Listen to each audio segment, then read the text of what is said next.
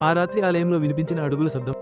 ప్రతి రాత్రి ఆ పాత శివాలయం నుంచి అడుగుల శబ్దం వినిపించేది. కానీ ఎక్కడ ఎవరూ ఉండరు. ఒకరోజు ధైర్యం చేసి లోపలికి వెళ్లిన యువకుడు చూసింది మాత్రం మనిషి కాదు. చాలా సంవత్సరాల క్రితం ఒక చిన్న గ్రామం బయట అడవిలో ఒక పురాతన శివాలయం ఉండేది. ఆ ఆలయానికి ఒక విచిత్రమైన పేరు ఉంది, నిశ్శబ్ద శివాలయం. ఎందుకంటే పగలు అక్కడికి ఎవరైనా వెళ్తారు, కానీ రాత్రి అయ్యాక అక్కడ నుంచి విచిత్రమైన శబ్దాలు వినిపించేవి. గంటలు మోగినట్టు, ఎవరో నడుస్తున్నట్టు, కొన్నిసార్లు ఓం నమః శివాయ అనే మంత్రం కూడా వినిపించేది. గ్రామస్తులు భయంతో ఆ ఆలయానికి వెళ్లడం మానేశారు. ఆ గ్రామంలో వీరన్న అనే యువకుడు ఉండేవాడు. అతనికి దేవుడిపై భక్తి ఉన్న దెయ్యాలు, మిస్టరీలు అంటే అసలు నమ్మకం లేదు. ఒకరోజు గ్రామ పెద్ద అతనికి చెప్పాడు, ఆ ఆలయంలో రాత్రి ఎవడు ఉన్నా ఉదయానికి కనిపించడు. వీరన్న నవ్వేశాడు. భయపెట్టడానికి కథలు చెబుతున్నారు అన్నాడు. ఆ రాత్రే నిజం తెలుసుకోవాలని నిర్ణయించుకున్నాడు. అర్ధరాత్రి చంద్రుడు కూడా కనిపించని చీకటి. వీరన్న చేతిలో ఒక చిన్న దీపం పట్టుకుని శివాలయంలోకి వెళ్లాడు. లోపల పూర్తిగా నిశ్శబ్దం. పాత విగ్రహం, ఎండిపోయిన పూలు, దుమ్ముతో నిండిన నేల. ఇక్కడ ఎవరూ లేరు కదా అని వెనక్కి తిరిగాడు. అంతలో టక్ టక్ టక్ ఎవరో నెమ్మదిగా నడుస్తున్నా అడుగుల శబ్దం. వీరన్న గుండె బలంగా కొట్టుకుంది. అతను మెల్లగా వెనక్కి తిరిగి చూశాడు.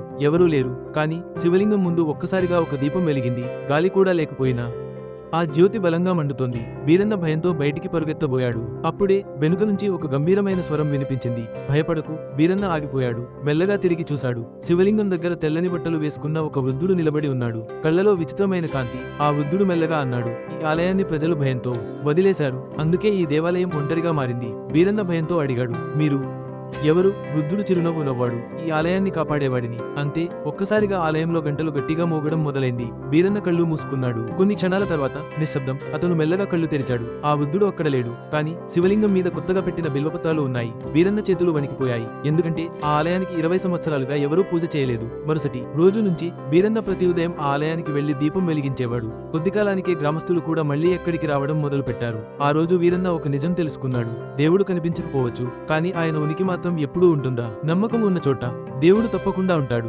ఓం నమః శివాయ అని కామెంట్ చేయండి.